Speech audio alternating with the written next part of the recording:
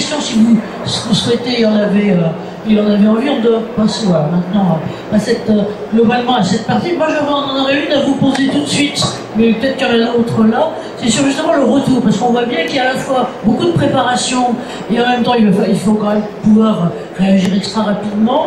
Vous avez tous mis en avant la question du facteur humain de l'individu avec le risque de stress post-traumatique et autres. Comment vous, dans les différentes expériences, mais là cette fois-ci c'est à partir d'expériences vraiment récentes que vous avez pu avoir, comment on gère ça et comment on arrive à faire la rétroaction, j'allais dire, sur la personne, notamment, et pardon parce que tous les DRH de la Terre ont tous ce problème-là, notamment pour garder les équipes quand elles ont eu des expériences un peu complexes. Toi, par exemple, et toi, donc vous savez que vous avez régulièrement ces crises qui risquent de vous tomber sur la pointe de la figure, cette vigilance-là. Tu disais, de temps en temps, on a des expériences qui sont dures, on a du stress post-traumatique. Après des crises, par exemple, est-ce que vous avez l'expérience de plus grande volatilité de nos équipes, ou au contraire, c'est ce que ça resserre les choses? Comment ça se passe? Jacques, chez toi, avec ton expérience, l'un et l'autre. Jacques, oui, non. Mais il y en a deux de micros. Hein, j'ai en tête un exemple. Je pense qu'il faut reconnaître, disons, toutes les crises ont leurs moments difficiles, le moment où on doute, le moment. Et derrière, il faut savoir reconnaître les formes il faut que ça fasse du sens pendant et après. Et faire du sens après. Juste une image. Pendant la crise de Fukushima, j'ai dirigé l'IRSN à l'époque, l'Institut de radioprotection de sûreté nucléaire. Et on a beaucoup aidé les autorités japonaises à gérer la fusion des cœurs des réacteurs. Lorsque le président Sarkozy est allé au Japon quelques semaines après, le premier chef d'État se rentre à Tokyo après cet accident, à côté de lui, il y avait l'expert de l'IRSN. Voilà, donc c'était avec il était tout fier d'être là. Et en fait, c'était lui qui était là parce qu'il était la personne que j'avais déléguée là-bas, qui avait accepté de partir à Tokyo, d'aller dans les zones sur les plages pas très loin de la centrale nucléaire, etc., pour aider les sapeurs-pompiers qui avaient été délégués là à gérer le risque radiologique potentiel. Et bon, la reconnaissance de l'ensemble de l'Institut, c'était cette personne-là qui était à côté du président pendant un quart d'heure. Et ça a suffi à valoriser l'ensemble, et c'était un point très important du REX. C'est-à-dire, on a été utile. Donc le sens de l'action, avant et pendant et après, c'est ça. Si on arrive à bien coordonner ça, on a des équipes qui sont solides et qui sont prêtes à affronter des défis. Si on regarde l'Espagne actuellement, là, après les grands inondations, on voit bien que leur organisation a été débordée, c'est-à-dire même les meilleures équipes ont leurs limites.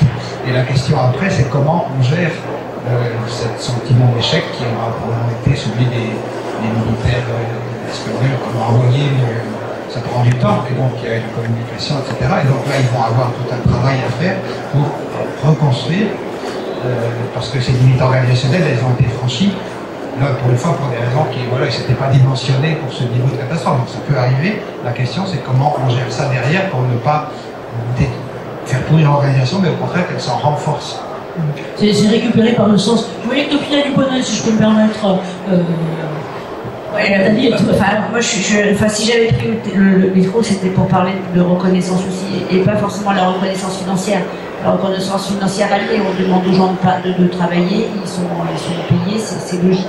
C'est plutôt cette reconnaissance de la photo, d'être à côté de la personne importante quand il y a une visite post-événement, de reconnaître les contributions. Ça, c'est super important aussi, et c'est comme ça qu'on fédère, en fait, moi j'en suis convaincue, les collectifs, quels qu'ils soient, même ceux qu'on a créés, juste effectivement, et je rejoins complètement, on n'a pas un collectif qui est créé pour gérer la crise, c'est le collectif qui est géré pour celle qu'on a à vivre.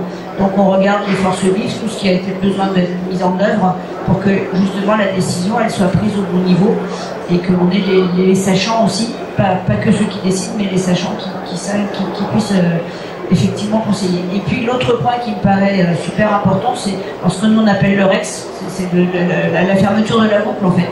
Il s'est passé quelque chose, on a regardé pourquoi ça s'est passé, on regarde surtout comment ça a été analysé, géré, traité pendant les moments difficiles, effectivement, de ce que nous on appelle la crise, donc là où on cherche la solution et où on envoie les moyens et tous les outils qui sont nécessaires.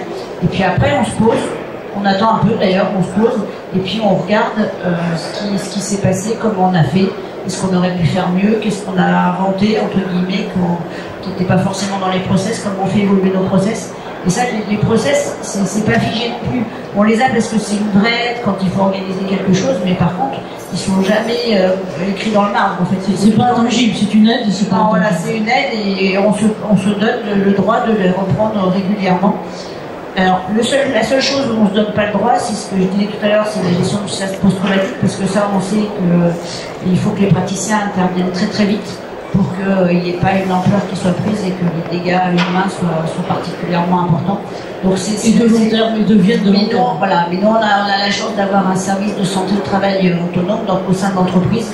Et donc, on fait prendre en charge les personnes déjà dès l'événement par nos médecins, puis après il y a des aides qui sont mises en place avec des cabinets spécialisés. Mais c'est vraiment le truc qu'on met assez rapidement en place. Pour le coup, ça c'est l'intangible. Ouais, ça c'est... Merci Emmanuel, de votre côté un peu le mot de la fin, parce qu'on va vraiment se faire taper là. Donc nous, le soutien psychologique, ça fait partie vraiment de nos modes de fonctionnement, je dirais, c'est du quotidien. Les syndromes de stress post-traumatique sont effectivement des choses auxquelles nous pouvons être confrontés au sein de nos équipes. Donc j'ai l'habitude de dire qu'une intervention de haute intensité, on est organisé pour y rentrer. C'est assez facile d'y rentrer, on est assez à l'aise dans ces grosses turbulences. Le défi pour le leader, c'est d'en sortir. Et d'en faire sortir ses équipes, ça prend beaucoup plus de temps. C'est effectivement être attentif. Donc il y a des qualités, l'encadrement doit être sensibilisé, doit être formé. Et après, c'est un travail de professionnel. C'est vraiment un travail. Nous, on fait appel, on a un service de santé aussi spécifique, et ça fait vraiment partie d'un suivi et d'une attention. Et c'est dans la culture des métiers opérationnels de connaître nos équipes, de parler avec nos personnels et de veiller sur cet élément-là qui n'est pas du tout un sujet tabou. Voilà. Et là, on est vraiment on va largement au-delà de la reconnaissance. Et la reconnaissance, effectivement, je souscris à ce qui a été fait, c'est mettre en avant les équipes qui ont réellement travaillé. C'est pas le chef raconte sa guerre merveilleuse. C'est pas la com, Martine à la plage, on voit le chef partout. C'est les équipes. On met en avant les équipes, on met en avant le collectif, mais le facteur humain est fondamental dans sa prise en compte et dans le soin et dans l'accompagnement. Merci pour tout ça. Alors, je crois qu'on arrive là un peu sur le final. Donc, je voudrais d'abord vous demander de les applaudir moultement. Pour moi, c'est pas très facile. Bravo.